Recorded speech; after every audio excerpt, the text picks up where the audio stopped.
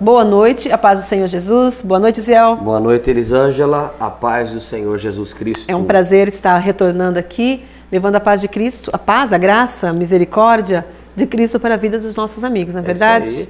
E depois de uma introdução tão linda como essa, está no ar o programa Divulgador da Verdade.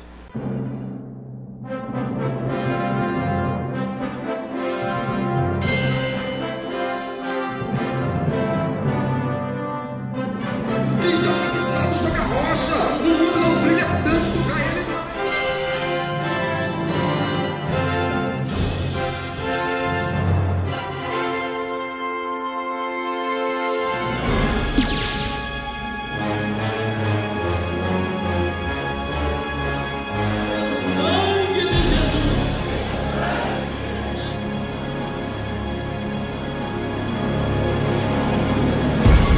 Elisângela, continuando que a sequência de ontem falando sobre graça e misericórdia, o programa rendeu ontem, foi gostoso, né? Foi gostoso falar sobre graça. Falar sobre a graça de Deus. E hoje a gente precisa andar um pouco mais rápido aqui, porque tem o quadro Vivendo e Aprendendo. E a gente não consegue, consegue, né, falar mais rápido. Eu acompanhei, terça-feira passada foi uma bênção. Aliás, eu quero aconselhar a você que está assistindo o nosso programa a acompanhar o quadro Vivendo e Aprendendo. Aprende, né? Aprende bastante. E a gente está aprendendo bastante com homens e mulheres de Deus ali que estão fazendo esse quadro com muito carinho e com muito amor para os nossos telespectadores. Um abraço, então, para o pessoal que faz esse quadro, né? E você sabe que eu estava conversando com o Leandro, que lidera a equipe Quemuel de Comunicações. Parece que eles estão com um projeto de um quadro com adolescentes aí, já tá quadro andando, para jovens. Já tá andando, já.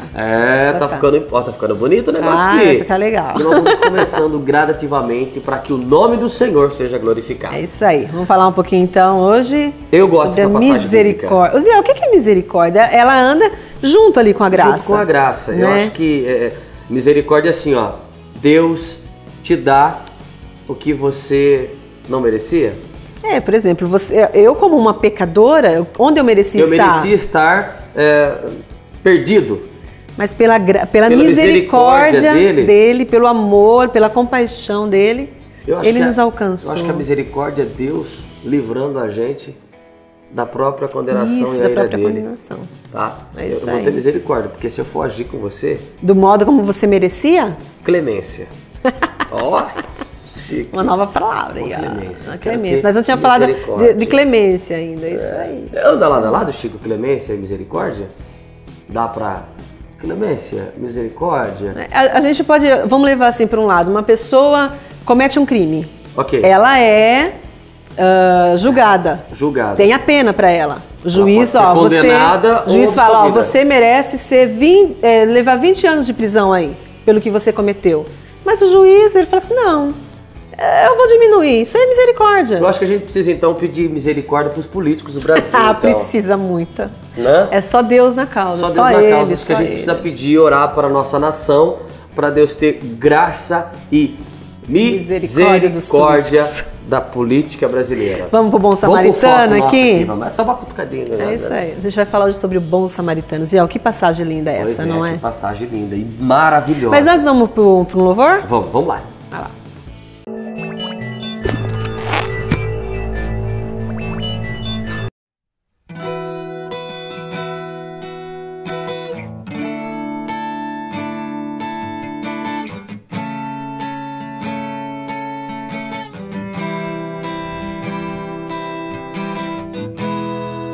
Uma chance igual a essa, talvez eu não tenha mais.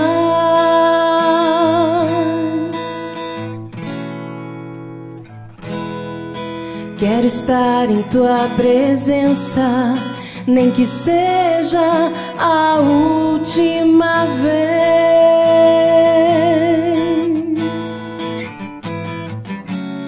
Se tiver que gritar, eu gritarei. Se tiver que chorar, eu chorarei. Se tiver que humilhar a mim mesmo, assim o farei. Me dá mais uma chance.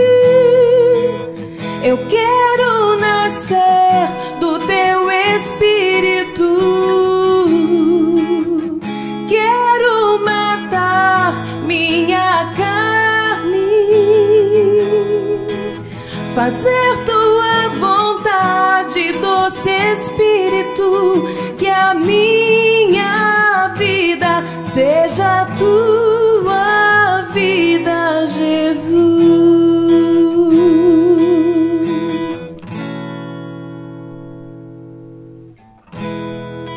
Uma chance igual a essa, talvez eu não tenha mais.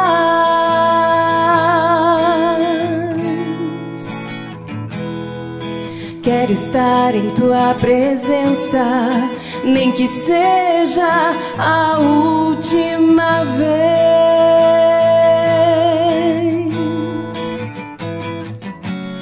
Se tiver que gritar, eu gritarei. Se tiver que chorar, eu chorarei. Se tiver que humilhar a mim mesmo, assim o farei. Me dá mais uma chance. Eu quero nascer do teu Espírito. Quero matar minha carne, fazer tua vontade, doce Espírito, que a minha vida seja a tua vida, Jesus. Eu quero nascer do teu Espírito. Quero matar minha carne, fazer tua vontade, doce Espírito, que a minha vida seja a tua vida, que a minha vida seja a tua vida, Jesus.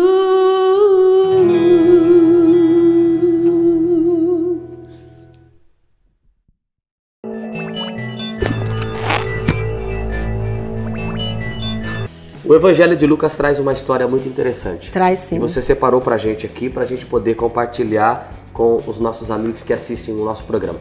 Então, dê a referência, o Chico vai passar aqui certinho para que você acompanhe junto com a gente. É um texto longo, né? A gente vai falar, Lucas, no capítulo 10, versículo 30 ao 37. São 7 versículos. 7 versículos. Aí. Eu vou ler um pouco rapidinho, aí vocês acompanham. Ó.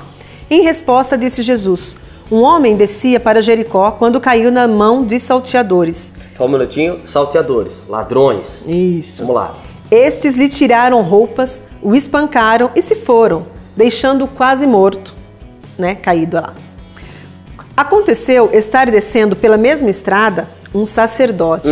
Sacerdote era importante naquela época. Era importantíssimo naquela época. Vamos lá. Quando viu o homem, passou, deixou ele lá. Mas o sacerdote ia na igreja lá, ele não fez nada? Vamos levando para os dias de hoje aí, quem que é o sacerdote? O sacerdote seria alguém que Cuida das ou ovelhas. dirigia, principalmente naquela época que o sacerdote era muito respeitado. No templo, ele ministrava. Deixou de lado. Deixou de lado. E aí? E assim também um levita passou. Que também ajudava no templo também. Também cuidava da obra do Senhor, né? Só um minutinho aqui, abre um parênteses, segura aí. Muita gente confunde levita e cantor. Nossa, Pelo é amor difícil, de Deus, hein? gente. Não é? Não. Então, vê lá. Todos que trabalham na casa do Senhor são levitas. É um levita. É só então, um parênteses, levita, só um parênteses. Só um Levita não é só parênteses. cantor. E aí? Não é só cantor. É que tem gente que fala assim, vamos ouvir o levita. Um levita cantar. Irmão, não é só É cantor. levita também, né? Mas Não, apesar que o pastor já nos ensinou que não existe mais isso, né? Não existe mais. Então, levita, esquece aí. E aí? Vai lá. Então passou pro outro lado também, deixou o pobre caído lá, a pessoa caída. Mas um samaritano, estando de viagem, chegou onde se encontrava o homem e quando o viu, teve piedade dele. Aproximou-se, enfaixou-lhe as feridas, derramando nelas vinhos e óleo. Depois colocou-o sobre o seu próprio animal, levou-o para uma hospedaria e cuidou dele. No dia seguinte, deu 2 denários ao hospedeiro e lhe disse: cuide dele, quando eu voltar pagarei todas as despesas que você tiver. Qual destes você acha que foi o próximo do homem que caiu nas mãos dos assaltantes. Aquele que tiver misericórdia dele, respondeu o perito na lei. Jesus lhe disse, vá e faça o mesmo. Simples, né? Não é? Quem que era o samaritano na época, Ziel, para os nossos amigos entenderem o porquê que... Na verdade, assim, ó, existia uma grande diferença entre samaritanos e judeus. Povos. Povos. Diferença de povos, né? Diferença de povos. Você tá entendendo? Um viajante, É só pra um entender. samaritano, ele dá como um samaritano, ele dá assim, ó, alguém que está vindo de viagem e passa por ali. Só que o foco principal é sacerdote e levita. Então, só para entender que eles fizeram a diferença, né? Eles entre fizeram, porque de quem que tava ali. você esperava? De quem você esperava o socorro? Do sacerdote. Do sacerdote, de quem deveria estar ali para ajudar na realidade. E por incrível que pareça, bom, samaritanos e judeus não se comunicavam, não tinha diálogo, então ele coloca assim, o sacerdote um judeu, o levita um judeu. Ali eles estão passando por ali. Então quem que passa? Um samaritano. Aqueles que vocês não se comunicam. Os judeus que na época se julgava os tais, né? Os tais. Os fariseus e tudo mais. E aí passa, de quem que vocês... Bom, o sacerdote ele vai curar as feridas aqui. Não, pera um pouquinho. Ele vai levar o levita, que também faz parte do templo e que ajuda, ele também vai ajudar. Mas o samaritano... Foi um samaritano, ele teve misericórdia, misericórdia. Teve piedade, piedade, né? Passou óleo ali. Curou as feridas, levou para uma hospedagem, pagou. E é isso, ó, quando eu voltar, que cuida dele. Porque quando eu voltar, a gente acerta tudo. E é assim o Senhor com a gente, não é? Não é? Ele cuida da gente, ele sara as nossas feridas. Ele cuida de nós. Ele cuida, sem olhar para quem ele, né? Quantas pessoas, assim, ó, que já foram desprezadas, humilhadas. Talvez você está assistindo o nosso programa e está sendo humilhado ou humilhada. Mas o bom samaritano, com certeza. Jesus. Ele está passando aí para te ajudar, para curar as suas feridas. Assim como foi feito. Para te colocar assim, ó, em cima, vamos colocar, melhor dizendo, pegar você nos braços dele, carregar no braço e ter misericórdia da tua vida. E levar para o hospital de Cristo, é isso? E curar você, para que você seja liberto. Sabe como eu chamo isso? Graça. Graça e misericórdia. Misericórdia de Deus na sua vida. Com certeza. Vamos pro quadro agora, Vivendo e Aprendendo, Zé. Vamos lá. Vamos lá aprender um pouquinho com o pessoal.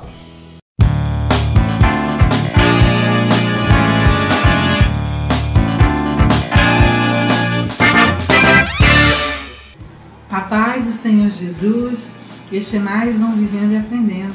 E dando sequência à nossa conversa anterior, muito gostosa por sinal, graças a Deus, o que pudemos concluir, né, do casamento, do tema que foi dos filhos, é que tudo é fase, tudo vai passar.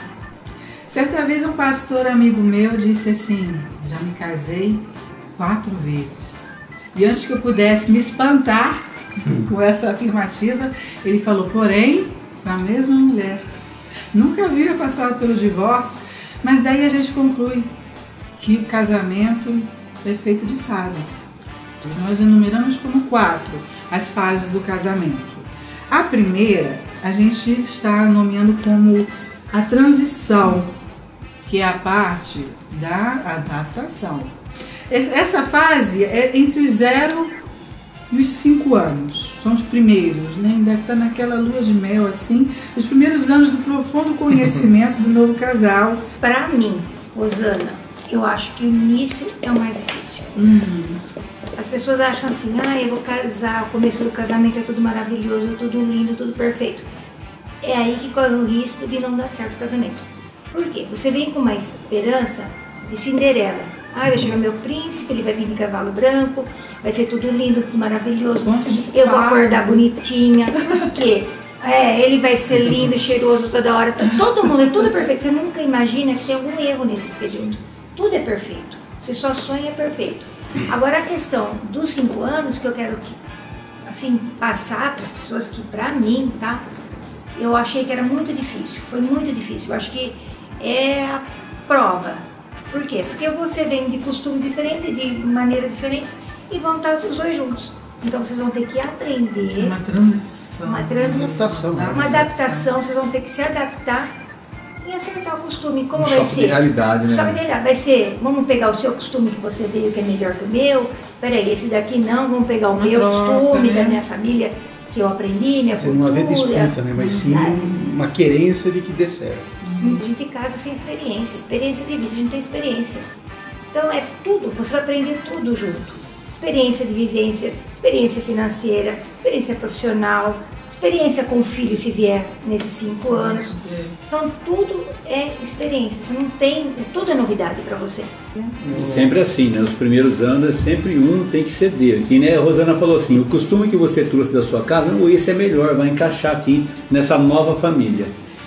Até da geração que casou, no período da gente, poucos ainda estão casados, eu acho que ainda não conseguiram entender a consciência de que era uma nova família, e às vezes qualquer problema recorria e acabava inserindo a antiga família pai, mãe no meio, não houve a quebra do cordão umbilical.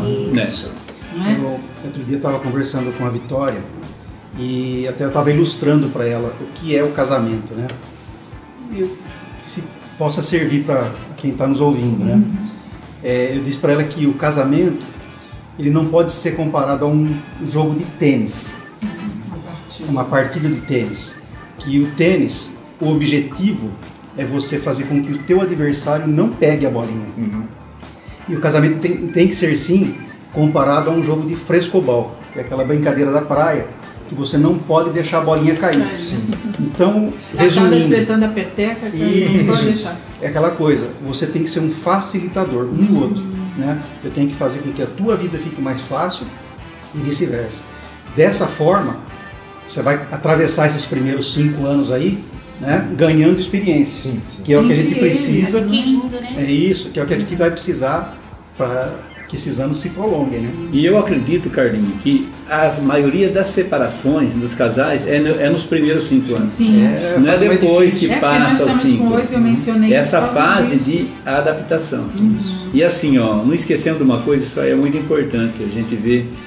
E quando esse novo casal ele forma essa nova família, toda essa divergência que vai acontecer, igual a Rosana disse, vai acontecer para que essas engrenagens, como eu já disse, elas começam a funcionar junto, legalzinha, todas essas divergências sempre ser resolvida ali dentro de casa.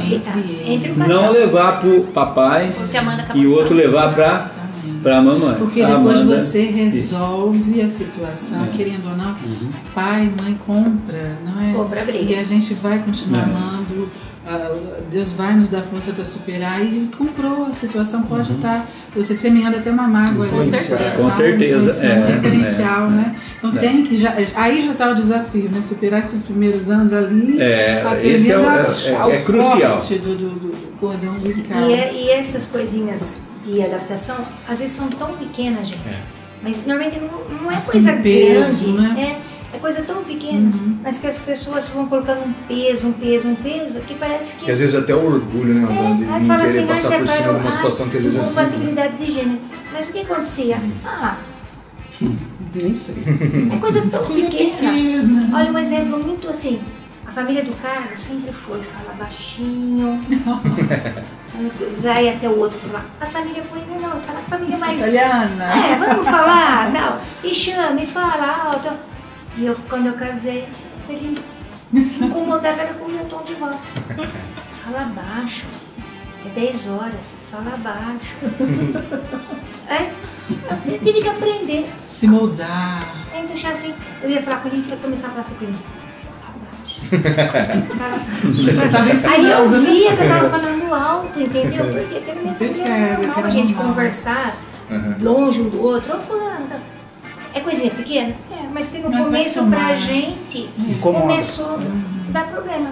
Atrito por bobeira, por coisa tão pequena. A segunda fase, ela fala do crescimento, o ciclo da desilusão, que é a parte do compromisso, do entendimento, de abrir mão aqui, isso que a gente falou.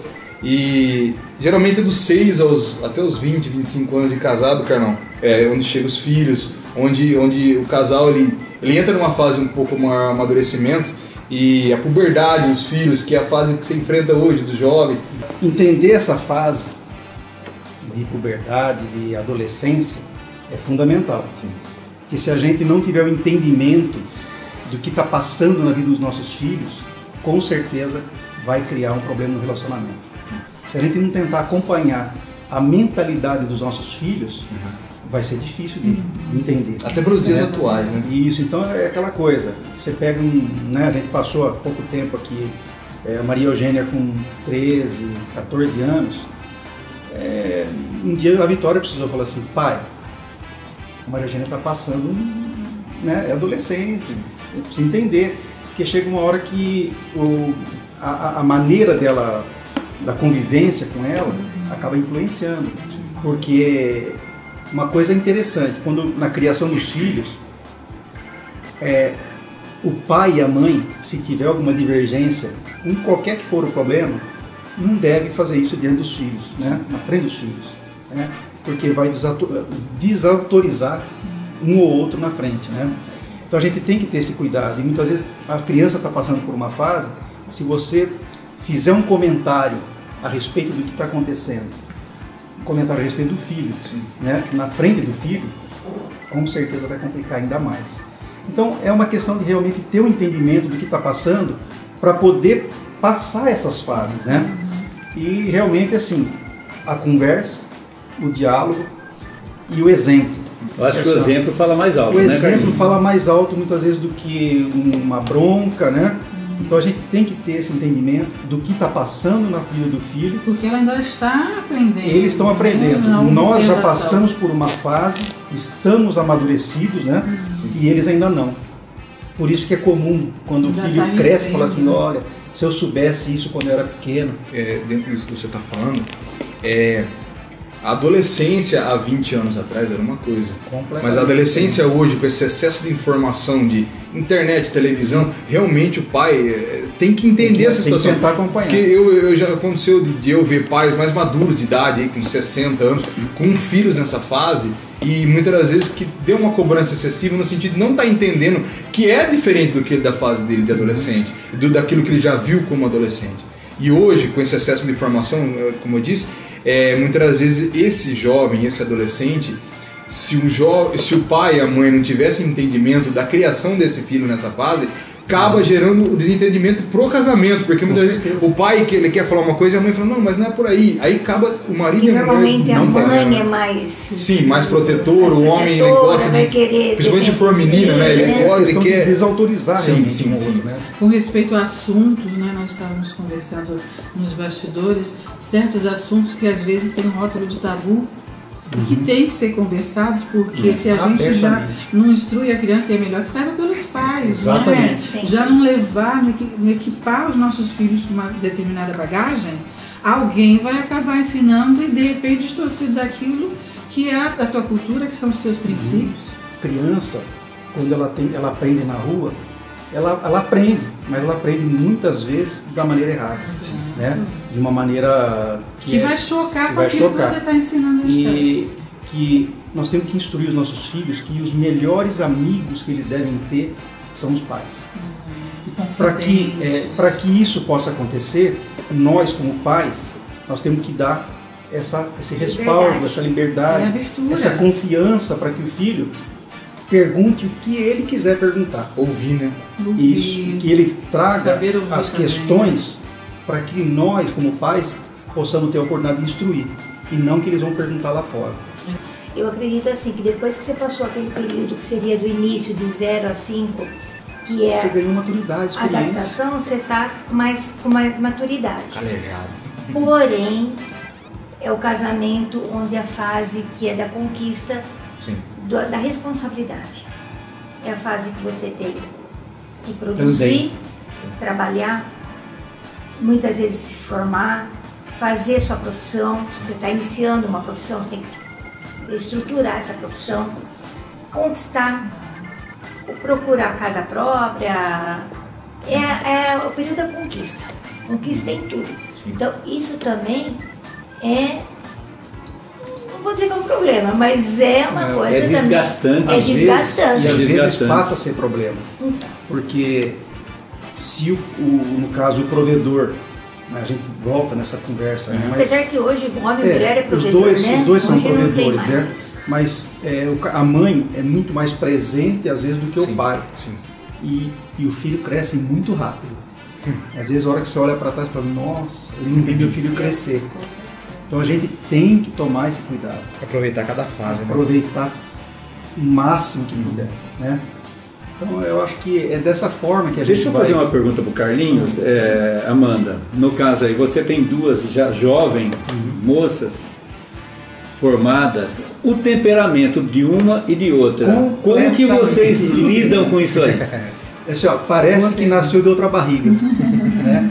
Mas assim, tudo foi feito igualmente para as duas. Entendi. Mas o temperamento é diferente. Completamente. Personalidade diferente. Eu tenho duas pequenininhas, Nora, e realmente as duas são quase que o oposto, né, amor? Uma da outra, uma mais delicadinha, outra um pouco mais bruta, no sentido de... Você pensa, não é igual, Nora. Vai aí o desafio assim, que nós temos, de entender essas personalidades. E às vezes é complicado. Muitas vezes do jeito que você fala uma coisa para uma, se você fala no mesmo tom, no mesmo jeito para outra, a outra vai entender de uma maneira completamente diferente. Então isso aí que eu queria saber, no caso aí, muitas das vezes uma ou outra questiona, pai, parece que pega mais no meu pé do que na... Existe isso aí? Existe, claro e tem que saber administrar todo esse lado aí. A outra que diz, você libera mais para outra. Porque nós só tivemos uma, então assim, foi diferente. De repente um temperamento você tem que ser mais dócil para conseguir um resultado.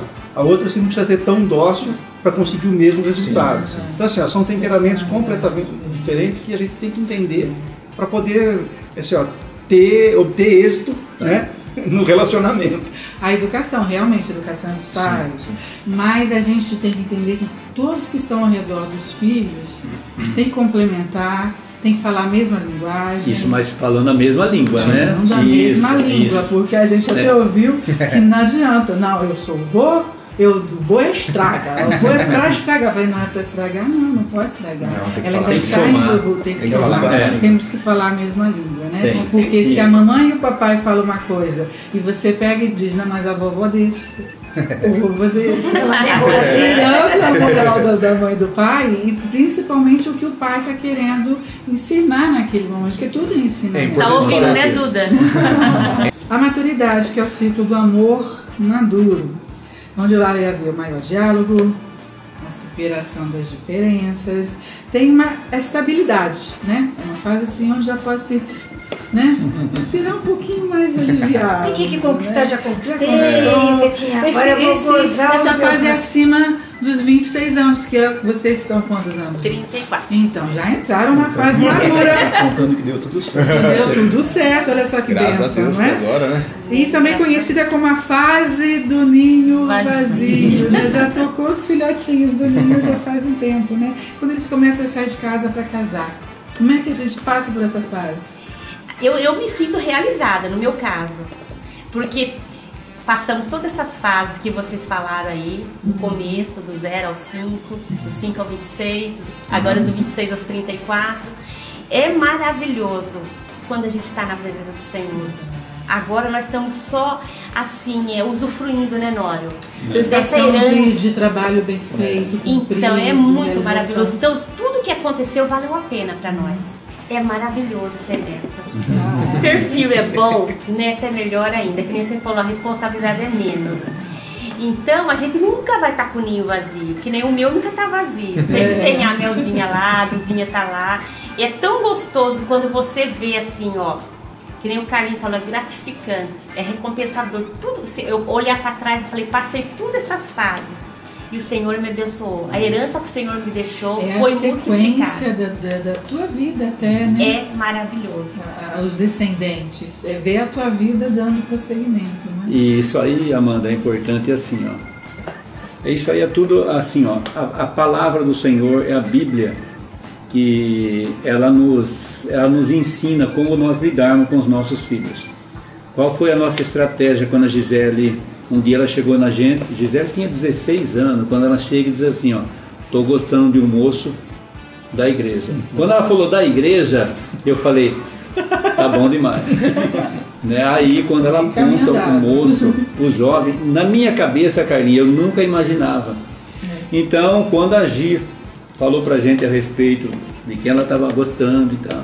Na hora, eu fui assim, ó, bem, Gi, traz o garoto aqui, vamos conversar com ele, mas assim, Leandro, assim, sem transmitir assim, aquele temor para ela, aquele medo dela ficar, ai, agora não, vai vir conversar com meu pai. Aí eu falei, não, vamos conversar com ele. Sim. Ah, sim. Ela trouxe ali o garotão ainda, que era novo, um menino novo. Magrinho. Tá, magrinho. Feinho, hoje ele é bonito. Você tem que olhar ele assim, como seu futuro genro. Ele vai fazer parte da herança, entre aspas, da família. Essa herança que você passa de educação. É um outro filho. É um outro filho, de ensinamento bíblico. Ganha. Você ganha, é isso aí.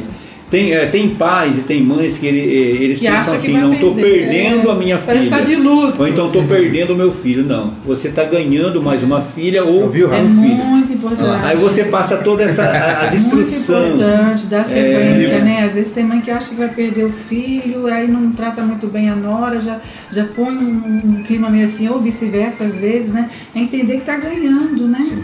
Não perdendo um filho, está ganhando uma filha, está ganhando um filho. Isso é muito E aí, importante. Amanda, no caso, assim, ó, eu fiquei tão amigo do meu futuro genro na época, e ele, assim, ó, eu tinha ele como um filho. Então foi fácil de eu lapidar ele, as coisas que muitas das vezes, Chico, eu não estava gostando. Tá? Eu chamava ele e falava, meu filho, é assim, ó, eu prefiro que seja assim e não assim.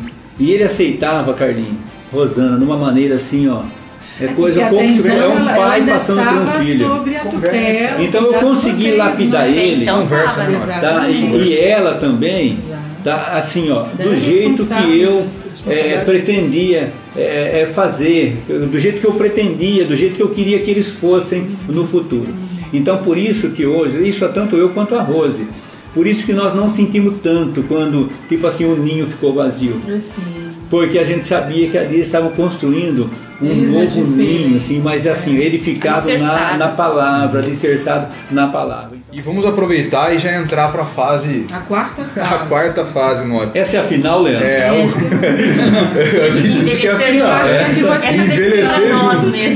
Envelhecer. Aí não vamos dizer que vocês já chegaram nessa fase, lógico, mas assim...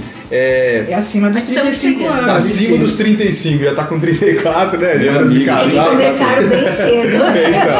E o ciclo de apoio, a qualidade e a quantidade na intimidade do casal, né? A velhice o casamento acima dos 35 anos, algumas pessoas optam muitas vezes pela aposentadoria, ou às vezes o pai ele continua trabalhando mesmo depois de aposentado, há mais tempo para o esposo e a mulher agora nessa idade sozinho, cuidar um do outro, os dois ficou ali sozinhos em casa. A respeito da aposentadoria, deixa bem claro. Chico, isso quando eu falava, eu sempre fui preocupado com isso aí, Carlinhos, muito preocupado, certo? E eu falava isso há 10 anos atrás, a Rose falava assim, ó, o que é isso? Aposentadoria? Não, esquece, isso aí não. Mas eu sempre fui sempre preocupado com esse. Você está falando da aposentadoria e tempo de serviço. Não, né? Lógico. Entendi. Bem claro isso. Isso, tempo de serviço, no caso. Olha o Carlinho. Você vê? Ele está se espelhando no só para quebrar. Né? No caso aí, vamos. Não, agora é sério, meu. Agora eles têm que aprender com a gente. Carlinho já está aposentado. Carlinho, dá para parar de trabalhar? Que jeito. Não tem como. Não tem como. É lógico que eu acredito que depois de aposentado vai sobrar, Leandro, um pouquinho mais de tempo. Sim. Isso aí com certeza. Que aí você vai, tipo assim, tirar um pouco o pé. Você vai trabalhar um pouquinho menos. Sem tanta pressão, tanta cobrança. Aquele tempo, igual a Rosana já disse, que você pensar assim, o que você vai conquistar, o que você conquistou. O que não conquistou, meu amigo... É a colheita, né? Agora é a colheita, igual você está dizendo aí. Enfim, e na nossa vida, no caso assim, ó, conjugal, no sentido de estar mais junto... Intimidade. Filha, isso aí é sem dúvida. Hoje eu posso dizer para você assim, ó, com a experiência de vida que eu tenho hoje, assim, é muito melhor hoje do que quando eu casei. Os primeiros 5 anos. Assim, Como se apaixonar outra vez, né? Muitos podem dizer assim, não, eu não acredito isso aí. Não dá para acreditar. Mas é assim. Mas é verdade. Mas é verdade. Assim. que, assim, quando a gente está falando isso aí, as pessoas já pensam logo assim no sexo. E não é só. Na realidade, o relacionamento conjugal, ele não é só sexo, sexo e sexo. De maneira nenhuma. Não, é entendimento. É relacionamento, companheirismo, amizade. Meu irmão, isso aí é uma infinidade de coisas que depois, tipo assim, ó, o sexo é uma consequência de tudo isso aí. Eu acho interessante que a gente vê como exemplo, não sei se o Carlão concorda com isso também, de homens que pararam totalmente, vamos supor, não ocupa a cabeça com nada.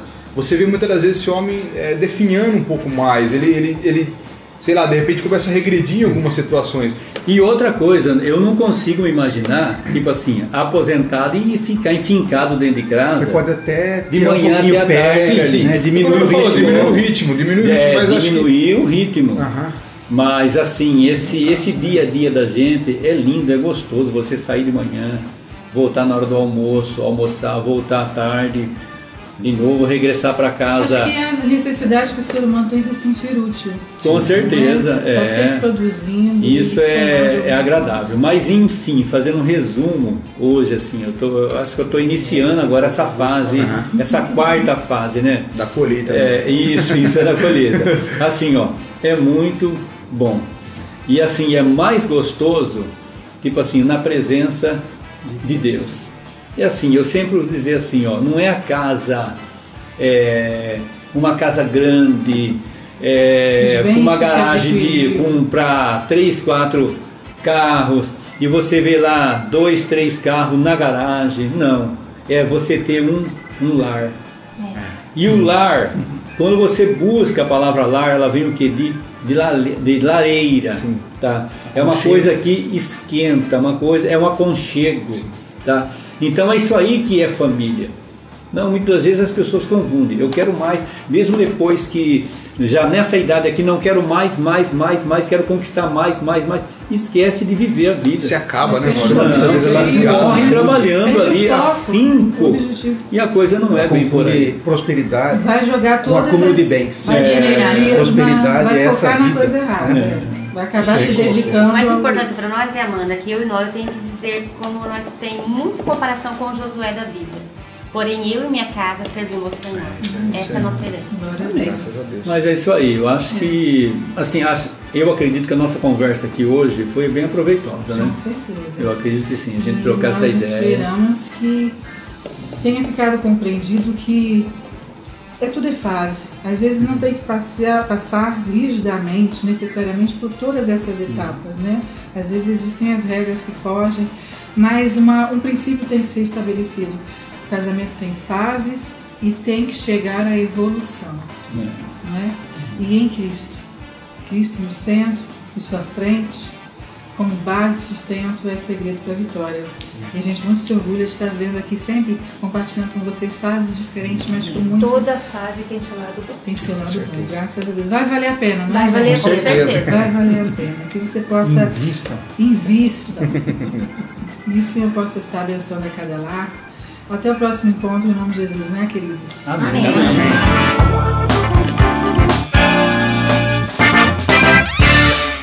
Depois deste quadro, agora estamos terminando a nossa participação de novo. Depois de aprender, depois a gente viver e aprender. Agora... Deus abençoe a sua vida, fiquem com Deus, tem a mensagem da palavra, fica até o finalzinho. Não vai sair daí não, hein? Não sai não, e fica até o final porque tem a oração ainda. E amanhã nós estamos aqui de volta falando sobre graça e misericórdia com o quadro Mulher Virtuosa. É isso aí, Deus abençoe a sua vida, fiquem com Deus. Até amanhã.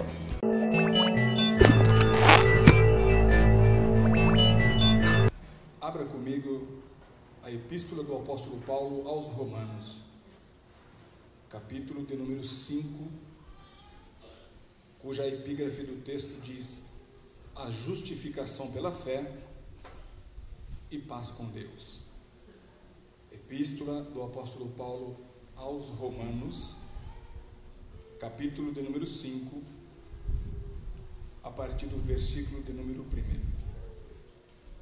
Eu louvo a Deus por essa rica oportunidade a qual o Senhor Deus me permite estar em sua presença, na sua casa, e no dia como hoje, o dia da ceia do Senhor.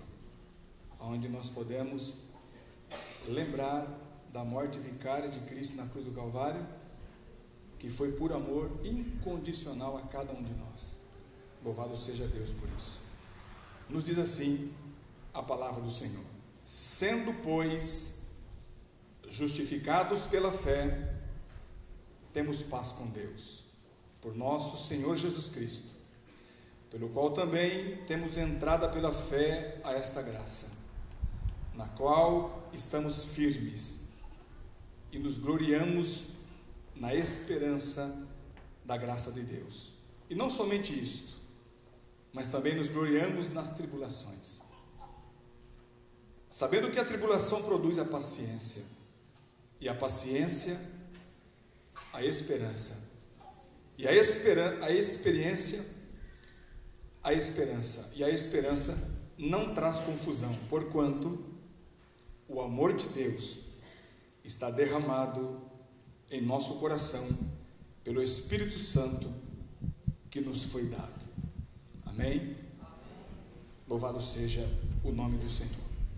Meus queridos e amados irmãos, o apóstolo Paulo, quando ele escreve a sua epístola aos Romanos, ele tem em memória, ele tem em mente algo de suma importância que nós não podemos esquecer: a justificação a qual o Senhor Jesus Cristo ele fez a cada um de nós.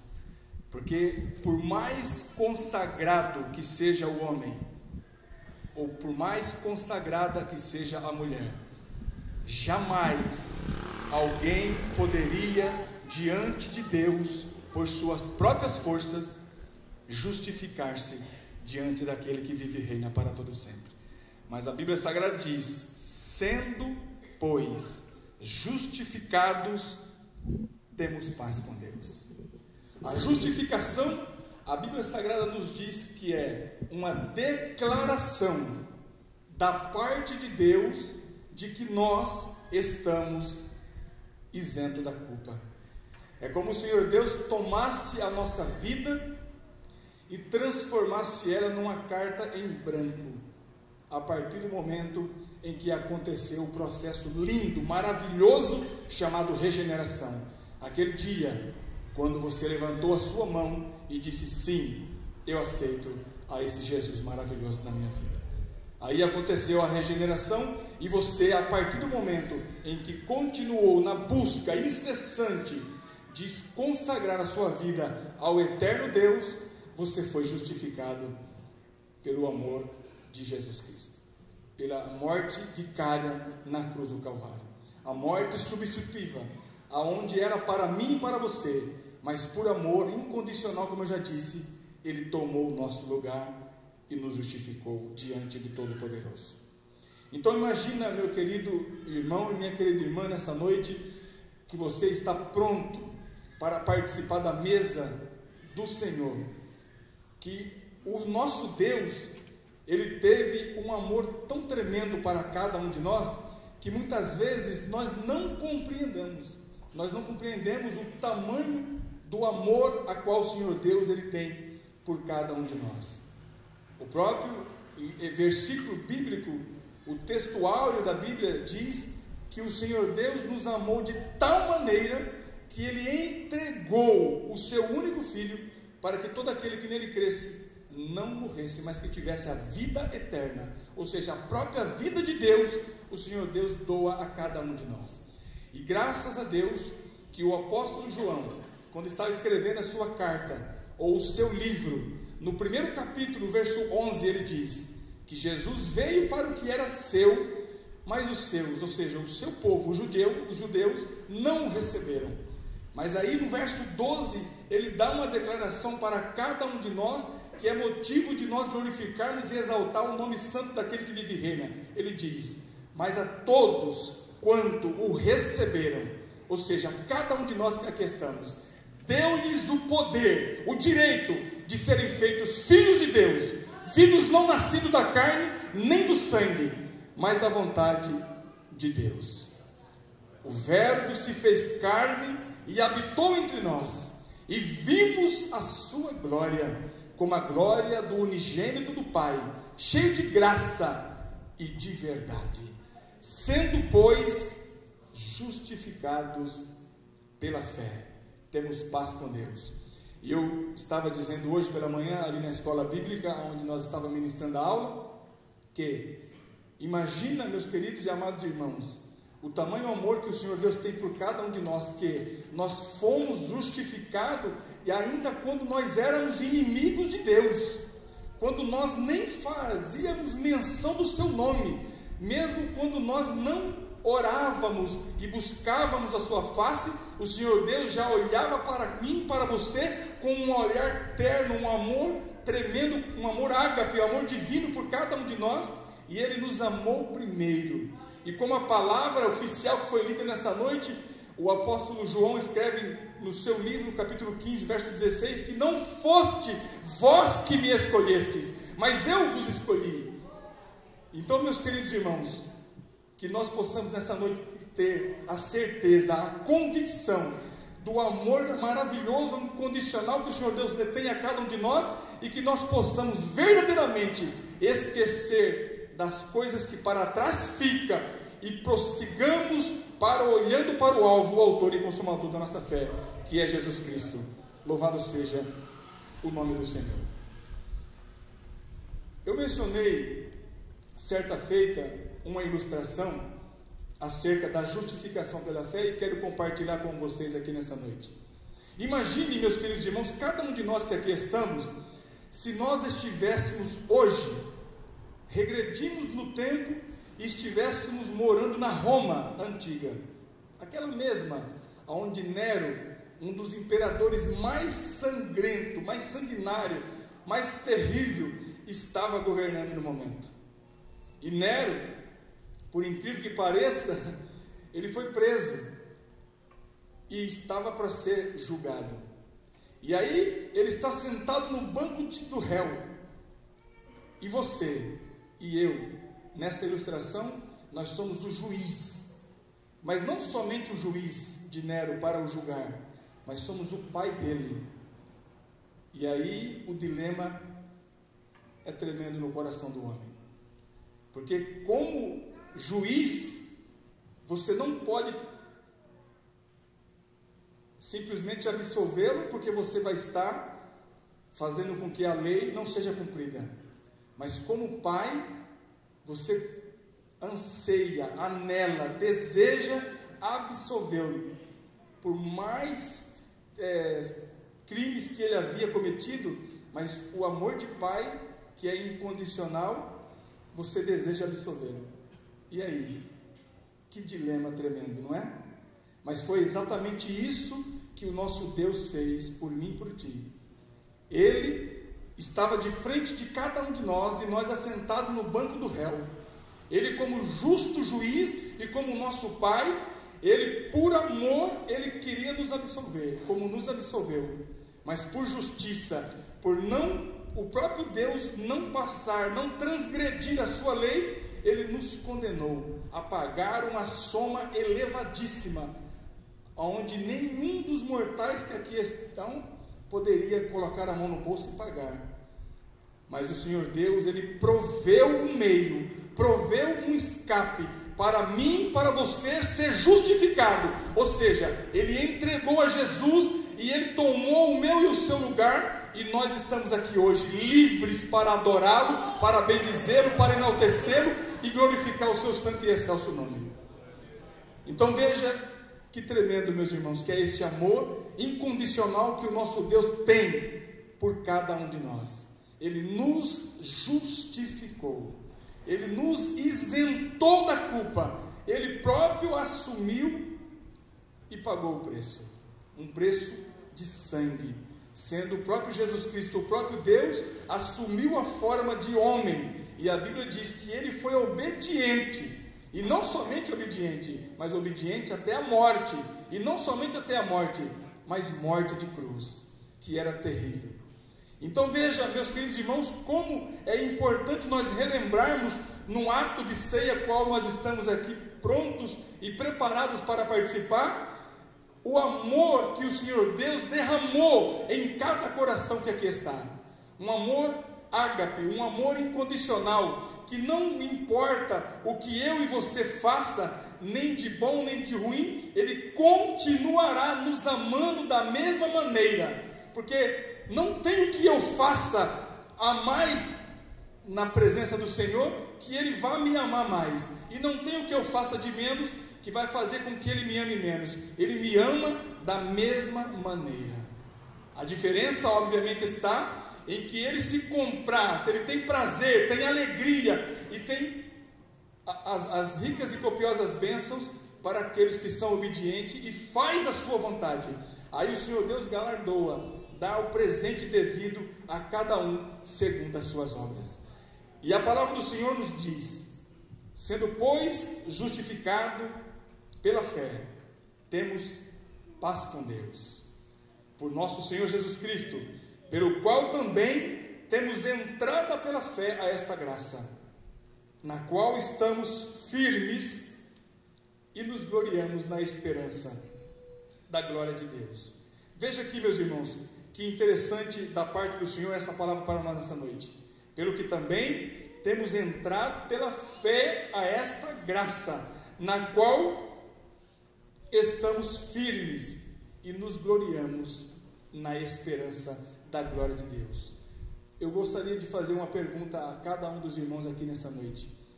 Qual dos irmãos aqui, ou quantos dos irmãos aqui está disposto verdadeiramente a doar a sua vida em prol do nosso Senhor Salvador Jesus Cristo?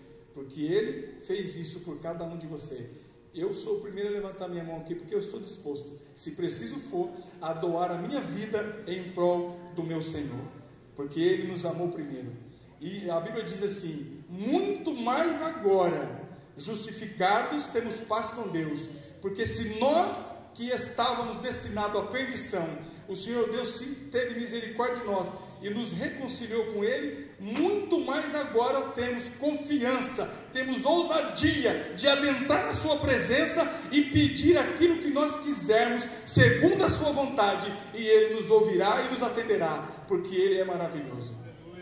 A palavra do Senhor Deus, a qual foi lida nessa noite, Ele diz: se pedirdes alguma coisa em meu nome, eu o farei. E assim o Senhor Deus requer de cada um de nós, porque muitas vezes nós nos esquecemos que o melhor que tem para orar pela sua vida é você mesmo, porque o Senhor Deus, Ele deixou aberta a porta do santuário celeste, não o tabernáculo terreno, que entrava-se na presença do Senhor apenas uma vez ao ano, e ainda como os irmãos viram hoje, o sacerdote tinha que sacrificar por si próprio e depois em favor da nação.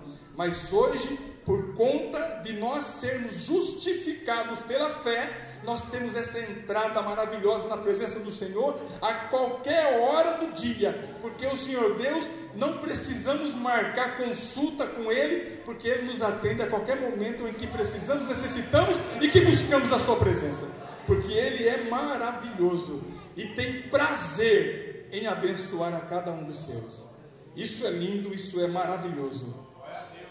Então, meus irmãos, entenda uma coisa: o dilema de você estar sentado diante do seu filho e você ser o próprio juiz dele, e você por amor querer absolvê-lo e por justiça ter que condená-lo, o Senhor Deus, Ele tirou isso de letra, porque quando o Senhor Deus instituiu o primeiro sacrifício lá em Gênesis 3,15, Ele já apontava para esse mesmo sacrifício vicário de Cristo na cruz do Calvário, que um dia Ele fez, e Ele não, de modo nenhum, como algumas pessoas pensam, quando Ele estava no Getsemane, no lagar de azeite, e suou aquelas grandes gotas de sangue, muitas pessoas pensam que Ele estava angustiado, que Ele estava triste, que Ele estava tentando fugir de passar desse momento. De forma nenhuma.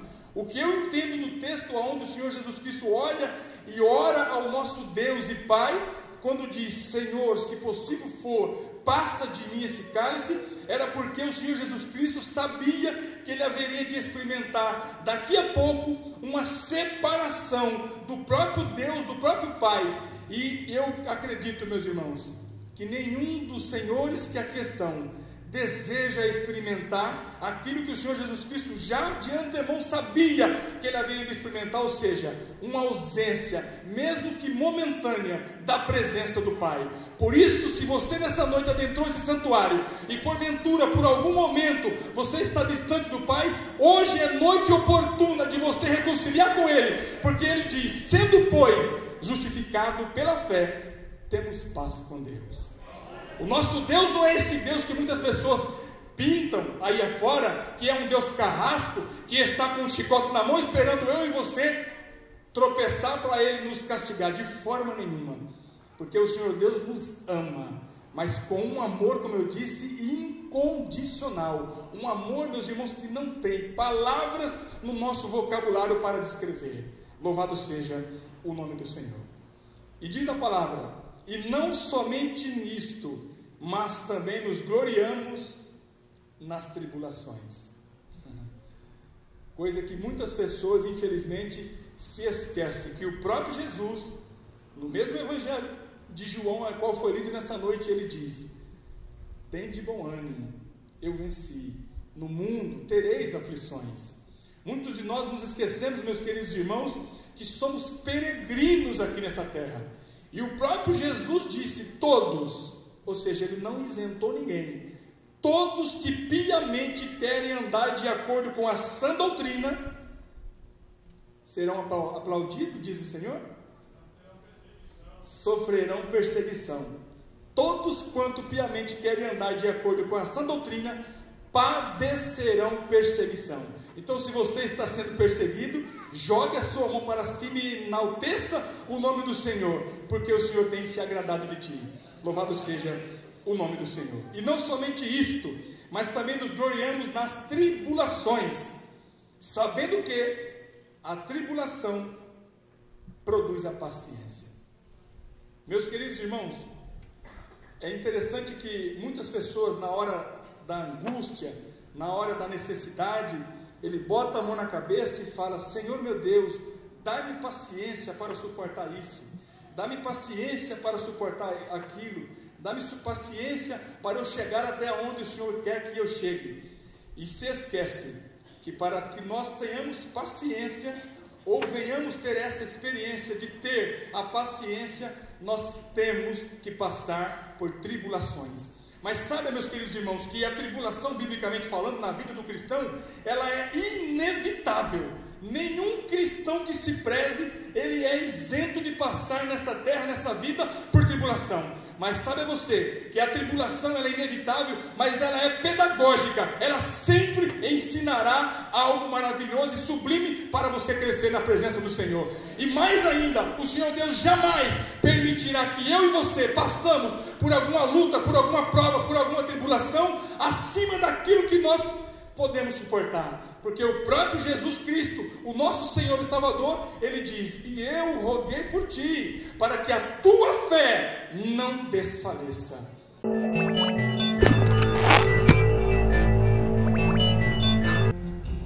Aleluia, Deus seja louvado hoje e para sempre. Ouvimos a palavra de Deus, acompanhamos louvores, adoramos a Deus juntos. Isso é bom demais, isso faz parte da natureza daquele que conhece a Deus. Aquele que é salvo por Cristo, ele é um adorador, ele ama a palavra de Deus, porque ele sabe que não tem coisa melhor do que estar na presença desse Deus maravilhoso. Eu quero convidar você, que é muito especial, para um momento de oração.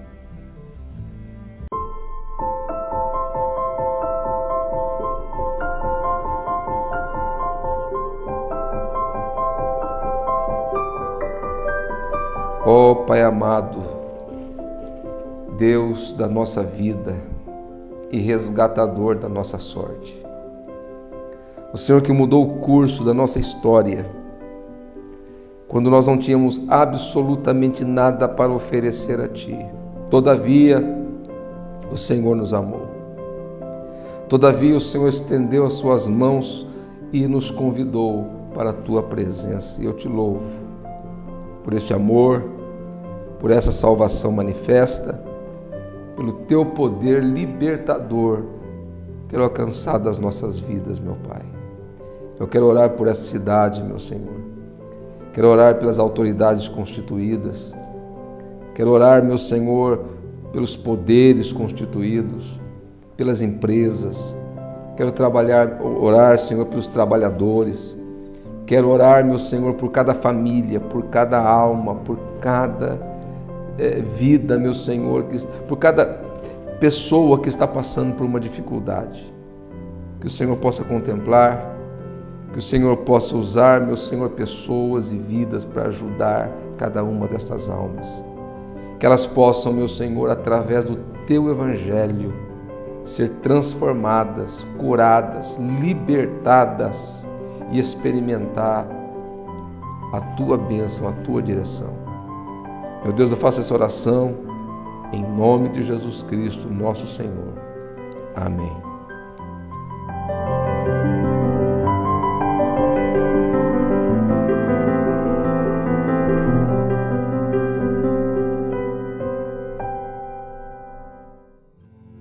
Graças a Deus, chegamos ao final de mais um programa e eu quero convidar você a participar conosco de uma de nossas reuniões, nossos cultos, aqui na nossa sede setorial.